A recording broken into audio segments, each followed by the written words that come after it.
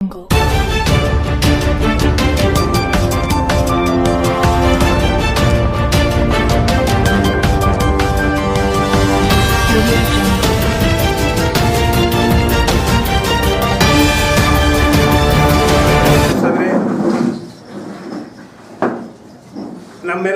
ಸಂಘದ ಮಾಜಿ ಹಾಗೂ ಹಾಲಿ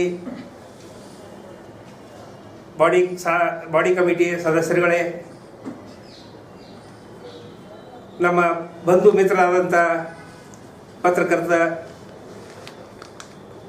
ಮಿತ್ರರೇ, ಇವತ್ತು ನಾವು ಅಡ್ವಾನ್ಸ್ ಆಗಿ ದಟ್ ಮೀನ್ಸ್ 26 ಜುಲೈ 2026ರಂದು ವಿಜೃಂಭಣೆ ಒಂದು ಹಬ್ಬದ ಆಚರಣೆಯನ್ನು ಮಾಡ್ತೀವಿ ಅನ್ನುವಂಥ ಒಂದು ಭಾವನೆ ನಮ್ಮಲ್ಲಿ ಅದ. ಕೆಲವೊಂದು ಕುಟುಂಬಗಳಿಗೆ ತಾಪ ವೇದನೆ ಇದ್ರೂ ಕೂಡ ಅವರು ನಮ್ಮ ವಿಜಯೋತ್ಸವ, ದೇಶದ ಸೈನಿಕರು ಮಾಡಿದಂಥ ಒಂದು ಕಾರ್ಯಕ್ರಮದಲ್ಲಿ ಜಯಶಾಲಿಗಳಾದಂಥ ಒಂದು ಪರಿಸ್ಥಿತಿ ಇರೋದ್ರಿಂದ ಅವರು ಹಬ್ಬದ ಆಚರಣೆಯನ್ನು ಮಾಡಲಿಕ್ಕೆ ಭಾಗಿಯಾಗ್ತಾರೆ ಅಂತ ನನ್ನ ವಿಚಾರ.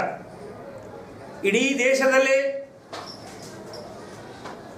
ಸೈನಿಕರು ಯಾವ ರೀತಿ ಕಾರ್ಯಾಚರಣೆ ಮಾಡ್ತಾರೆ ಅನ್ನುವಂಥ ಒಂದು ಉದ್ದೇಶ ಹಿಂದಿನ ಕಾಲದಲ್ಲಿ ಆಗಿದ್ದ ಸಮಸ್ಯೆಗಳನ್ನು ನಾವು ಕಂಡಿಲ್ಲ. ಅವಾಗೂ ಕೆಲವರು ಇದ್ದೆವು, ಕೆಲವರು ಇರಲಿಕ್ಕಿಲ್ಲ. ಇವತ್ತಿನ 1999ರಲ್ಲಿ ಆದಂಥ ಒಂದು ಕಾರ್ಗಿಲ್ ವಿಜಯೋತ್ಸವದಲ್ಲಿ ಭಾಗಿಯಾದಂಥ ಸೈನಿಕರು, ಅವರಿಗಾದಂಥ ಒಂದು ಹುತಾತ್ಮರಾದಂಥ ಸೈನಿಕರ ಒಂದು ಅನಿಸಿಕೆಗಳು ಅಥವಾ ಕುಟುಂಬಗಳು, ಎಷ್ಟೋ ಕುಟುಂಬಗಳು ಹೆಚ್ಚು ಕಡಿಮೆ 527 ಜನರು ಹುತಾತ್ಮರಾದರು. 1300 ಜನ ಅದಕ್ಕಿಂತ ಹೆಚ್ಚಿಗೆ ಗಾಯಗೊಂಡರು. ಇಂಥ ಎಲ್ಲ ಕುಟುಂಬಗಳಿಗೆ ಆಗುವಂಥ ಒಂದು ತೊಂದರೆಗಳನ್ನು, ಆಗುವಂಥ ಒಂದು ಪಶ್ಚಾತ್ತಾಪಗಳನ್ನು ದೇಶದ ಒಂದು ಸುಭದ್ರತೆಯ ಕಾರಣದಿಂದಾಗಿ ಅದನ್ನೆಲ್ಲ ಮರೆತು ದೇಶಾಭಿಮಾನದಿಂದ ಅವರೆಲ್ಲರೂ ಈ ಹಬ್ಬದಲ್ಲಿ ಭಾಗಿಯಾಗ್ತಾರೆ. ಅದಕ್ಕಾಗಿ ಈ ಆಚರಣೆ ಮಾಡಲಿಕ್ಕೆ ಹತ್ತಿದ್ದೇವೆ. ಆ ಯುದ್ಧ ಆಗಲಿಕ್ಕೆ ಕಾರಣ ಪಕ್ಕದ ರಾಷ್ಟ್ರ ಆದಂಥ ಪಾಕಿಸ್ತಾನ ತನ್ನ ದೇಶದ ಒಂದು ರೇಖೆಯನ್ನು ಬಿಟ್ಟು ಕೆಲವೊಂದು ನಮ್ಮ ಇದರಲ್ಲಿರುವಂಥ LOC ಅಕ್ಯುಪೈ ಮಾಡಿ ನಮ್ಮ ದೇಶಕ್ಕೆ ತೊಂದರೆ ಕೊಡಬೇಕು, ಇನ್ನೂ ಮುಂದೆ ಬರುವಂಥ ಒಂದು ದಿನಗಳಲ್ಲಿ ನಮಗೆ ಅವರಿಗೆ ಜಗ ಬಿಡಬಾರದು ಅನ್ನುವಂಥ ಒಂದು ಉದ್ದೇಶದಿಂದ ಅವರು ಮಾಡಿದ ಇದಕ್ಕಾಗಿ ಯುದ್ಧ ಶುರುವಾಯಿತು.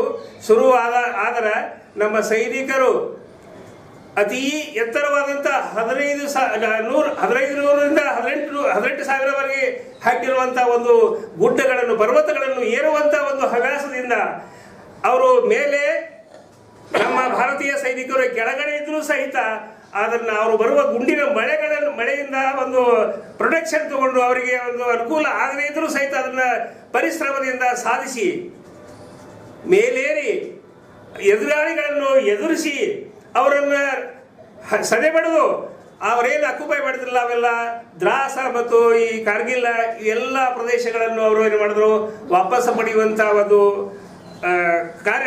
ಮಹಾನ್ ಕಾರ್ಯವನ್ನು ಮಾಡಿದ್ರು.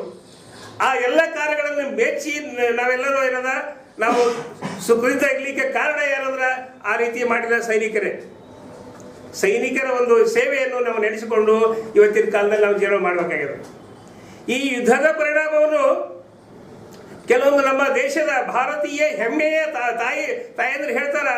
ಏನು ಹೇಳ್ತಾರೆ ಅಂತ ಹೇಳಿದ್ರೆ, ಇಷ್ಟೆಲ್ಲ 527 ಜನರು ಹುತಾತ್ಮರಾದ್ರಲ್ಲ, ಅಂಥದ್ದೆಲ್ಲ ನೋಡ್ಕೊಂಡು ಹೇಳ್ತಾರೆ, ನನ್ನ ಒಬ್ಬನೇ ಮಗ ಅದರಲ್ಲಿ ಭಾಗಿಯಾದಂಥ 527ರಲ್ಲಿ ಒಂದು ತಾಯಿಯ ಮಗ ಒಬ್ಬನೇ ಇದ್ದ, ಅವ ಭಾಗಿಯಾಗಿದ್ದ. ಅವ ಹುತಾತ್ಮ ಆದ. ಭಗವಂತ ನನಗೆ ಇನ್ನೊಂದು ಮಗ ಇದ್ರ ಅವನು ಕೂಡ ನಾನು ದೇಶ ಸೇವೆಗೆ, ದೇಶ ರಕ್ಷಣೆಗೋಸ್ಕರ ನಾನು ಕಳಿಸ್ತಿದ್ದಿಲ್ಲ ಅನ್ನುವಂತಹ ಭಾವನೆ ಆ ತಾಯಿ ವ್ಯಕ್ತ ಮಾಡೋದ್ರಿಂದ ನಮಗನಿಸ್ತದ ದೇಶಾಭಿಮಾನ ಭಾರತ ದೇಶದಲ್ಲಿ ಹೇಗಿದೆ ಅನ್ನುವಂಥದ್ದು. ಯುದ್ಧ ಮಾಡಿ ಬರೀ ಮದ್ದು ಗುಂಡುಗಳಿಂದ ನಮ್ಮ ದೇಶದ ಗೆದಿಲಿಲ್ಲ. ಈ ರೀತಿಯ ಭಕ್ತಿ ಭಾವ ಇರೋದ್ರಿಂದ, ದೇಶದ ಬಗ್ಗೆ ಅಭಿಮಾನ ಇರೋದ್ರಿಂದ, ನಮ್ಮೆಲ್ಲ ಹಿಂದಿರುವಂತಹ ತಂದೆ ತಾಯಿಗಳ ಆಶೀರ್ವಾದ ಇರೋದ್ರಿಂದ ಸತತ ಪ್ರಯತ್ನ ಮಾಡಿ ಕಷ್ಟಪಟ್ಟಾಗ ನಮ್ಮ ದೇಶಕ್ಕೆ ಅವರೇನದ ಬಿಟ್ಟು ಓಡಿ ಹೋಗುವಂಥ ಪರಿಸ್ಥಿತಿ ಬಂತು, ಅವರು ಬೆನ್ನು ತೋರಿಸುವಂಥ ಪರಿಸ್ಥಿತಿ ಬಂತು. ಅದರಿಂದ ನಾವು ಈಗ ಸ್ವಾತಂತ್ರ್ಯತೆಯನ್ನು ಗಳಿಸಿಕೊಂಡಿವೆ ಅಂತ ನಾನು ಹೇಳ್ಬೋದು. ಇದಕ್ಕೆ ಕಾರಣೀಭೂತ ಬರೀ ಸೈನಿಕರು ಸೇವೆ ಮಾಡ್ತಾರ, ಅಲ್ಲಿ ಹೋಗಿ ನಮ್ಮ ದೇಶದ ರಕ್ಷಣೆ ಮಾಡ್ತಾರ ಅಂತ ಹೇಳಿದ್ರೆ ಅವರಿಗಿಂತಲೂ ಹೆಚ್ಚಿನ ನಾವು ಗೌರವ ಸನ್ಮಾನ ಮಾಡುವಂಥದ್ದು ಯಾರಿಗಂದ್ರ ಅಲ್ಲಿ ಸೈನಿಕರಿರುವ, ಹುತಾತ್ಮರಾಗುವ, ಕಷ್ಟದಲ್ಲಿ ಭಾಗಿಯಾಗುವ ಸೈನಿಕರ ತಂದೆ ತಾಯಿ, ಹೆಂಡತಿ, ಮಕ್ಕಳು, ಸಂಬಂಧಿಕರು, ಅವರ ಒಂದು ತ್ಯಾಗ ಭಾವನೆಯಿಂದ ಮಾತ್ರ ಈ ನಮ್ಮ ಸೈನಿಕರು ಅಲ್ಲಿ ಸುರಕ್ಷಿತವಾಗಿ ದೇಶಕ್ಕಾಗಿ ಸತತವಾಗಿ ಅವರು ಕಷ್ಟಪಡಲಿಕ್ಕೆ ಅಥವಾ ಸೆಣಸಲಿಕ್ಕೆ ಸಾಧ್ಯ ಆಗ್ತದ. ಅವರು ಕೂಡ ಈ ಇದರಲ್ಲಿ ನಾವು ನೆನೆಸ್ಕೊಳ್ಬೇಕಾಗ್ತದೆ. ನಂತರದಿಂದ ಈಗ ಯುವ ಪೀಳಿಗೆಗೆ ನಾವೇನು ಸಂದೇಶ ಕೊಡಬೇಕಂತ ಹೇಳಿದ್ರೆ, ಹಿಂದಿನ ಸಮಯದಲ್ಲಿ ಏನೇನೋ ಯುದ್ಧಗಳಾಗ್ಯಾವ ಅವೆಲ್ಲ ಟೈಮ್ನಲ್ಲಿ ಅವ್ರು ಇರಲಿಲ್ಲ ಅಂತಂದ್ರೆ 99 ನಂತರ ಆದ ಒಂದು ಈ ಕಾರ್ಯಕ್ರಮ ನೋಡೋದ್ರಿಂದ ಅವ್ರಿಗೆ ಏನು ಅನಿಸ್ಬೇಕು ಅಂತ ಹೇಳಿದ್ರೆ, ಯುದ್ಧ ಭೂಮಿಯಲ್ಲಿ ಈ ರೀತಿ ಕಾರ್ಯಕ್ರಮಗಳಾಗ್ತಾವಲ್ಲ, ನಮ್ಮ ದೇಶ ಸುರಕ್ಷಿತ ಇರಲಿಕ್ಕೆ ಸೈನಿಕರು ಕಾರಣೀಭೂತರಲ್ಲ ಅಂತ ಹೇಳಿ ಅವರ ಮಕ್ಕಳಿಗೆ, ಅವರು ಮುಂದೆ ಬರುವಂಥ ಪೀಳಿಗೆಗೆ ದಾರಿದೀಪವಾಗಿ ನಡೀಲಿಕ್ಕೆ ಒಂದು ಅನುಕೂಲ ಮಾಡಿಕೊಡುವಂಥ ಒಂದು ಪರಿಸ್ಥಿತಿಯನ್ನು ನಿರ್ಮಾಣ ಮಾಡಲಿಕ್ಕೆ ಈ ನಮ್ಮ ಕಾರ್ಗಿಲ್ ವಿಜಯೋತ್ಸವದ ಹಬ್ಬ ಆಚರಣೆ ಅವರಿಗೆ ಅನುಕೂಲ ಆಗ್ತದ. ಈ ಅನುಕೂಲ ಆಗೋದ್ರಿಂದ ಇರುವ ಪ್ರಜೆಗಳು, ದೇಶದಲ್ಲಿರುವಂಥ ಪ್ರಜೆಗಳು ಸುಖದಿಂದ ಸಮೃದ್ಧಿಯಿಂದ ತಮ್ಮ ತಮ್ಮ ಕಾರ್ಯ ಚಟುವಟಿಕೆಗಳನ್ನು ಮಾಡಿಕೊಂಡು ಹೋಗ್ಲಿಕ್ಕೆ ಅನುಕೂಲ ಆಗ್ತದೆ. ಇದಕ್ಕೇನು ಎಲ್ಲದಕ್ಕೂ ಕಾರಣೀಭೂತರು ಯಾರು ಅಂತ ಹೇಳಿದ್ರೆ ಮುಖ್ಯವಾಗಿ ಸೈನಿಕರು. ಈ ದೇಶ ರಕ್ಷಣೆಯಲ್ಲಿ ಸೈನಿಕರ ಪಾಲ್ಗೊಳ್ಳುವಂತ ಒಂದು ಕರ್ತವ್ಯ ನಿಷ್ಠೆ, ಅವರ ಶ್ರದ್ಧೆ, ಅವರ ಭಕ್ತಿ, ದೇಶ ಪ್ರೇಮ ಮತ್ಯಾವ ಇದಕ್ಕೂ ಯಾವ ಫೀಲ್ಡ್ ಅಥವಾ ಯಾವ ಒಂದು ಇದಕ್ಕಾದರೂ ಹೊಂದಿಸಲಿಕ್ಕೆ ಸಾಧ್ಯ ಇಲ್ಲ. ನಾನು ಹೇಳಬೇಕಾಗಿದ್ದು ಒಂದೆರಡು ವಿಷಯ ಏನಂತ ಹೇಳಿದ್ರೆ, ಈ ನಮ್ಮ ಭಾರತ ದೇಶದಲ್ಲಿ ವಾಸಿಯಾಗಿರುವಂಥ ಸಮಗ್ರ ಭಾರತೀಯರು ಏನು ಆಗಬೇಕು ಅಂತ ಕೇಳಿದ್ರೆ, ನೀವು ಶಿಕ್ಷಕರಾಗಿ ಇರ್ರಿ, ಇಂಜಿನಿಯರ್ ಆಗಿರ್ರಿ, ಬೇರೆ ಯಾವುದೇ ಒಕ್ಕಲ್ತನವೇ ಮಾಡ್ರಿ, ಬೇರೆ ಡಾಕ್ಟರ್ ಆಗಿರ್ರಿ, ಯಾರೇ ಇದ್ರೂ ಕೂಡ ನೀವು ದೇಶಾಭಿಮಾನವನ್ನು ಸರಿಯಾದ ಪದ್ಧತಿಯಲ್ಲಿ ನಡೆಸಿಕೊಂಡು ಹೋದರೆ ಮಾತ್ರ ದೇಶಕ್ಕೆ ಯಾವ ರೀತಿ ಆಪತ್ತುಗಳು ಬರುವುದಿಲ್ಲ, ಯಾವ ರೀತಿ ಕಟ್ಟಗಳು ಬರುವುದಿಲ್ಲ. ಬಂದರೂ ಸಹಿತ ನಮ್ಮಲ್ಲಿ ಹುಟ್ಟಿ ಬೆಳೆದಿರುವಂಥ, ಭಾರತ ದೇಶದಲ್ಲಿ ಹುಟ್ಟಿ ಬೆಳೆದಿರುವಂಥ ಶಕ್ತಿ ಸಮರ್ಥವಾದಂಥ ಒಂದು ಸೈನಿಕರಲ್ಲ, ಅವರು ನಮ್ಮ ದೇಶವನ್ನು ಉಳಿಸಿಕೊಳ್ಳಿಕ್ಕೆ, ಸ್ವತಂತ್ರವಾಗಿ ಇರಲಿಕ್ಕೆ, ಮುಂಬರುವ ಪೀಳಿಗೆ ಸುಖದಿಂದ ಜೀವನ ಮಾಡಲಿಕ್ಕೆ ಅನುಕೂಲ ಆಗ್ತದಂತ ನಾನು ಹೇಳ್ತೇನೆ. ಇದಲ್ಲದೆ ಈ ಕಾರ್ಗಿಲ್ ವಿಜಯೋತ್ಸವ ಆಚರಣೆ ಮಾಡಲಾಗತ್ತೀವಿ. ಇದರಲ್ಲಿ ಪಾಲ್ಗೊಂಡಂತ 500 ಪಾಲ್ಗೊಂಡು ಮತ್ತು ಹುತಾತ್ಮರಾದಂಥ 527 ಸೈನಿಕರಲ್ಲಿ ಕೆಲವು ಜನ ಅವರನ್ನ ಹೆಸರ ಸಹಿತ ಹೇಳಬೇಕಂತ ಹೇಳಿದ್ರೆ 3-4 ಜನ ನಮ್ಮ ಇದರಲ್ಲಿ 15-20 ಗುಂಡುಗಳನ್ನು ತಮ್ಮ ಶರೀರದಲ್ಲಿ ಬಿದ್ದರೂ ಕೂಡ ಮುಂದುವರಿದು ನಾನು ನನ್ನ ದೇಶಕ್ಕೆ ಸ್ವತಂತ್ರ ತರ್ತೀನಿ, ಇವ್ರು ಯಾರು ನನ್ನ ವೈರಿಗಳನ್ನು ಒಳಗೆ ಬೀಳುವುದಿಲ್ಲ ಅನ್ನುವಂಥ ಇದು ಮಾಡಿ ಧೈರ್ಯ ಮಾಡಿ ಅಲ್ಲಿರುವ ವೈರಿಗಳ ಸ್ಥಳಗಳನ್ನು ಕ್ಯಾಪ್ಚರ್ ಮಾಡ್ಕೊಂಡು ಬಂದಂಥವ್ರು ಅದಾರೆ. ಆಮೇಲೆ ನಾನು ಮುಂದುವರೆದು ಯುದ್ಧ ಮಾಡುವಂಥ ಪರಿಸ್ಥಿತಿಯಲ್ಲಿ ಏನಾದರೂ ನನಗೆ ಅಡ್ಡಿ ಬಂದು ರಕ್ತಸ್ರಾವ ಆಗಲಿ ಅಥವಾ ಗುಂಡುಗಳು ಬಡಿದ್ರು ಸಹಿತ ನಾನು ಏನೂ ಮಾಡೋದಿಲ್ಲ ಅಂತ ಸಾಯುವಂಥ ಪರಿಸ್ಥಿತಿ ಬಂದ್ರೆ ನಾನು ಮೊದಲು ಕೊಲ್ಲೋದು ಸಾವನ್ನೇ ಹೊರತು ನನ್ನ ಜೀವ ಕೊಡೋದಿಲ್ಲ ಅನ್ನುವಂಥ ಒಂದು ಧೈರ್ಯದಿಂದ ಆ ಸೈನಿಕರೆಲ್ಲ ಕಾರ್ಯಾಚರಣೆ ಮಾಡಿದ್ದಕ್ಕಾಗಿ ಏನಾಗಿದೆ ಅಂದ್ರೆ ಸ್ವತಂತ್ರ ಆಗ್ಯದ. ಇದಕ್ಕಾಗಿ ಮುಂಬರುವ ದಿನಮಾನಗಳಲ್ಲಿ ಎಲ್ಲ ನಮ್ಮ ಪೀಳಿಗೆ ಇದನ್ನು ಅನುಸರಿಸಿ ದೇಶಾಭಿಮಾನ ಹೆಚ್ಚಿಸಿಕೊಂಡು ಹೋಗಲಿ. ದೇಶದ ಬಗ್ಗೆ ರಕ್ಷಣೆ ಕಾರ್ಯಗಳಲ್ಲಿ ಎಲ್ಲರೂ ಕಾರ್ಯಾಚರಣೆ ಇದ್ದಾಗ ಏನೇ ಇದ್ದಾಗ ಅವರಿಗೆ ಸೈನಿಕರಿಗೆ ಒಂದು ಸನ್ಮಾನ ಮಾಡಿ ಸೈನಿಕರಿಗೆ ಆಗುವ ಅನ್ಯಾಯಗಳನ್ನು ಹೋಗಲಾಡಿಸಿ ಯಾರ ರಾಜಕಾರಣಿಗಳಾಗಲಿ ನಮ್ಮಲ್ಲಿರುವಂಥ ಸಂಬಂಧಿಕ ಸಿಬ್ಬಂದಿಗಳಾಗಲಿ ಎಲ್ಲರೂ ಸಹಕಾರ ಕೊಟ್ಟು ಸೈನಿಕರಿಗೆ ಗೌರವ ಕೊಟ್ಟು ಸೈನಿಕರ ಕುಟುಂಬಗಳಿಗೆ ಗೌರವ ಕೊಟ್ಟು ಮುಂಬರುವ ದಿನಮಾನಗಳಲ್ಲಿ ನಮ್ಮ ಸ್ವತಂತ್ರ ದೇಶ ಸ್ವತಂತ್ರವಾಗಿದ್ದು ಮುಂದೆ ನಡೆಯಲು ಅನುಕೂಲ ಮಾಡಿಕೊಡ್ತಾರಂತ ಹೇಳಿ ನಾವು ಜಿಲ್ಲಾ ಮಾಜಿ ಸೈನಿಕ ಸಂಘದ ಎಲ್ಲ ಪರಿವಾರದ ವತಿಯಿಂದ. ಈಗ ಕೆಲವರಷ್ಟೇ ಇಲ್ಲಿ ಬಂದಿದ್ದಾರೆ, ಇನ್ನೂ ಕೆಲವರೆಲ್ಲ ನಮ್ಮಲ್ಲಿ 3,000ದಿಂದ 4,000 ಜನ ಮಾಜಿ ಸೈನಿಕರಿದ್ದಾರೆ. ಅವರೆಲ್ಲರೂ ಅಳಿದುಳಿದು ಬಂದಂಥ ಸೈನಿಕರು. ಕಾರ್ಯಾಚರಣೆಯಲ್ಲಿ ಏನಾದರೂ ಅಪಘಾತಗಳಾದರೆ ಅಲ್ಲೇ ಆಗಬೇಕಾಗಿತ್ತು, ನಾವು ಏನಾಗ್ತಿದ್ದೆವು, ಹುತಾತ್ಮರಾಗ್ತಿದ್ದೆವು.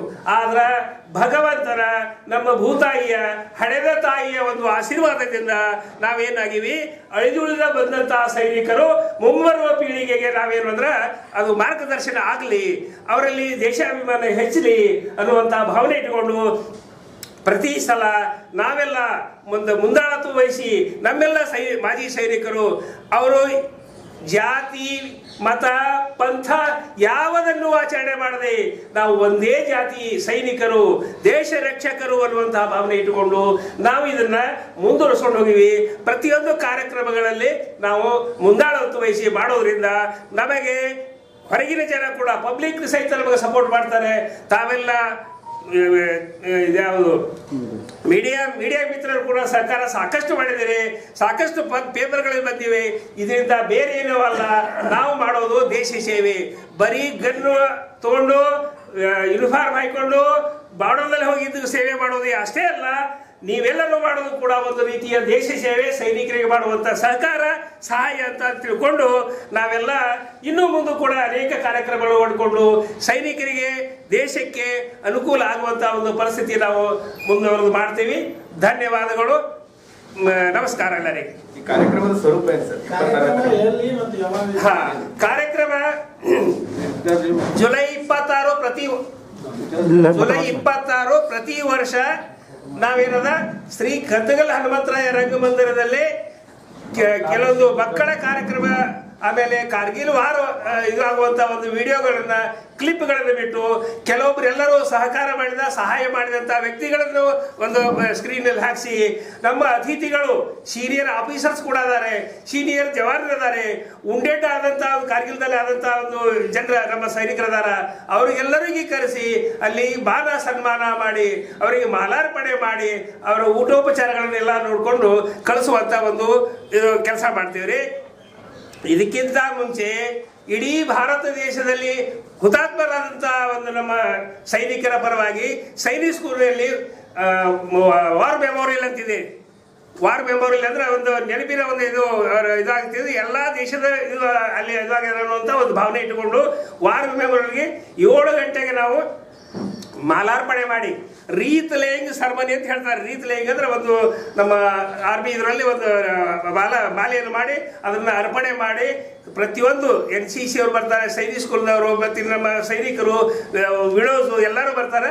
ಆ ಟೈಮ್ದಾಗ 8 ಗಂಟೆಗೆ ಅಲ್ಲಿ ರೀತ್ ಲೇಯಿಂಗ್ ಮಾಡಿ, ಅಲ್ಲಿಂದ ಜನರಿಗೆ, ಮಕ್ಕಳಿಗೆ ಗೊತ್ತಾಗುವಂಥ ಒಂದು ಪರಿಸ್ಥಿತಿ ಈಡೇರಿಸಲಿಕ್ಕೆ ಇದು ಮಾಡಲಿಕ್ಕೆ ಮೋಟಿವೇಶನ್ ಆಗಲಿ ಅಂತ ಅನ್ನೋದಕ್ಕಾಗಿ ಗೋದಾವರಿ ಹೋಟೆಲ್ದಿಂದ ಪೂರ್ತಿ ಗದ್ದಗಲ್ ಹನುಮಂತರಾಯ ರಂಗಮಂದಿರವರೆಗೆ ಪಾದ ಯಾತ್ರೆ ಮಾಡಿ ಅಲ್ಲಿ ಬಂದು ಅಲ್ಲಿ ಎಲ್ಲ ಮಕ್ಕಳಿಗೆ, ಸ್ಕೂಲ್ ಮಕ್ಕಳಿಗೆ ಮತ್ತು ಹೆಣ್ಮಕ್ಕಳಿಗೆ ಎಲ್ಲರಿಗೆ ಅಲ್ಲಿ ಇದು ಆಶ್ರಯ ವ್ಯವಸ್ಥೆ ಮಾಡಿ, VIP ಬಂದ ತಕ್ಷಣ VIP ಸ್ವಾಗತ ಮಾಡಿಕೊಂಡು NCC ಒಂದು ಪರೇಡ್ ಇಟ್ಟುಕೊಂಡು ಒಳಗೆ ಕಾರ್ಯಕ್ರಮ ಮಾಡಿ ಒಂದು ಮುಕ್ತಾಯ ಮಾಡ್ತೀವಿ ಸರ್. ಸಂಜೆ ಮುಂಜಾನೆ 11 ಗಂಟೆಗೆ ಶುರುವಾದ್ರೆ ಸಾಯಂಕಾಲ 2-3 ಗಂಟೆವರೆಗೆ ಆಗ್ತದೆ. ಅಲ್ಪೋಪಹಾರದ ನಂತರ ಎಲ್ಲರೂ ತಮ್ಮ ತಮ್ಮ ಕಾರ್ಯಕ್ರಮಕ್ಕೆ ಹೊರಡ್ತಾರೆ. ಇಷ್ಟೆಲ್ಲ ಕಾರ್ಯಕ್ರಮದ ವಿವರ ಸರ್. ಸರ್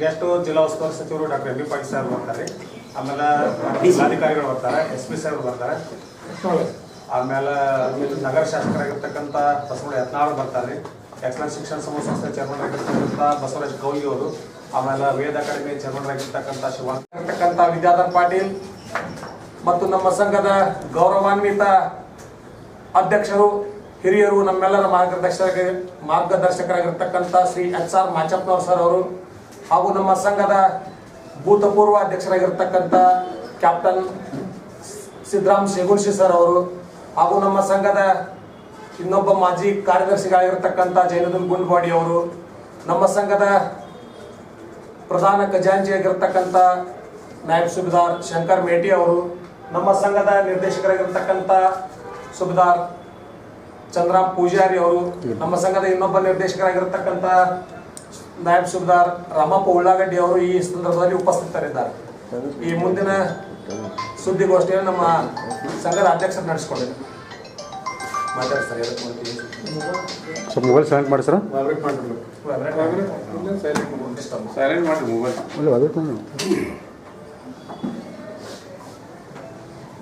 ಶುರು ಮಾಡೋಣ. ಎದ್ದಿಂದ್ರಲ್ಲೇ ಎಂದು ಫೋನ್ ಸೈಲೆಂಟ್ ಮಾಡಿಬಿಡಿ.